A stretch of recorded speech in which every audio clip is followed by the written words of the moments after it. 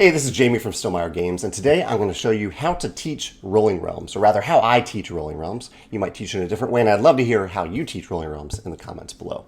So Rolling Realms, the first thing I would recommend telling players when you play a game of Rolling Realms is that the goal of the game is to earn stars. And you can point out on the cards, there are stars, six possible stars at the base of each realm.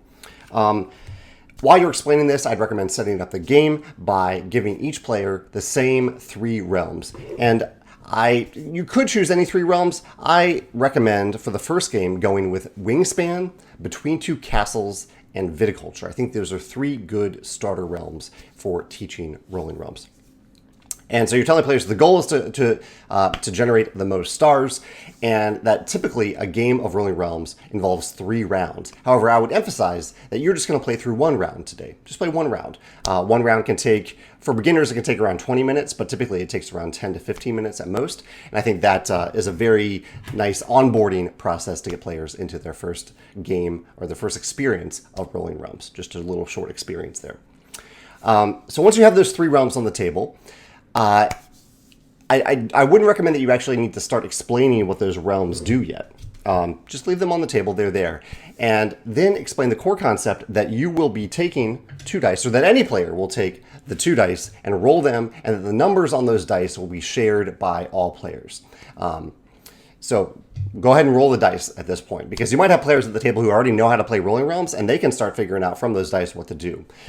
After you roll the dice, though, I would recommend taking those dice, and while the players who are learning watch, assign each of those dice to one of your realms to explain the core concept that every round of Rolling Realms, or every turn of Rolling Realms, you are going to use 1 die in one realm and the other die in another realm, that you can't activate the same realm twice on the same turn.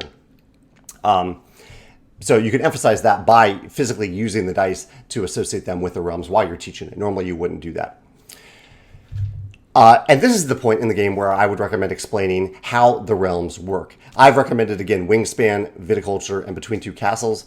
You can choose any 3 realms, but it's at this point in the explanation where I would explain how they work, and do that die by die. So as you place one of those dice, as you use one of those dice in Wingspan, for example, explain how Wingspan works. As you use one of the other dice in Between Two Castles, for example, explain how that works. And then whatever the 3rd realm is that you didn't get to use that round, explain how that works so the players go. So they understand how it works.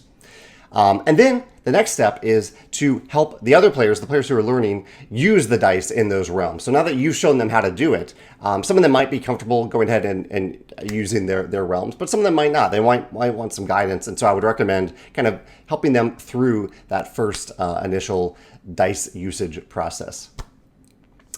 And finally, I've selected these realms so that you actually probably will get some resources in the first round, or the first turn. It might take a few turns to generate resources, depending on the combination of realms that you select. But the last step is to show players how resources work, and how you use the pumpkins, the hearts, and the coins in the game. You should, by this point, have some resources to use, so you can actually use some living examples as you play. But yeah, just go down this list. You don't have to explain it too much in detail because the text is here, but you can just give them a broad strokes overview of what pumpkins do, what hearts do, and what coins do. And go ahead, if you have them available, go ahead and use them as examples in your current setup. And that might take a few rounds, because you might show them how the coin works in the first turn, or on the next turn, you might show them how the pumpkins work, and so on. That might take a few turns of the game. And that's it. After that, the game is pretty simple, so you can continue to play. Players will probably have questions about the realms, and there are a few other rules that you have to mention as you go, such as if you can't place a die, if a player really can't place a die, they get a free resource instead. You want to mention that at some point, but there aren't many other rules to explain. The game is oftentimes kind of learned realm by realm as you play. And one recommendation I would have is that if players have a good experience with that first round, if they play through the full first round, they now know how to play the game. Sometimes it's nice for players to not have to immediately learn 3 new realms to play another round. And so I'd almost recommend if they want to play again, play another round, but with the same realms as that first round. And that can be really helpful for players to really start to grok the core concepts of the game and dive deeper into the strategy of those 3 realms that they were kind of stumbling through in the first round. Those are my recommendations for how to teach Rolling Realms. If you have any thoughts in the comments below, methods that you use to teach the game, feel free to mention them in the comments below so I can learn how to better teach our games. Thanks.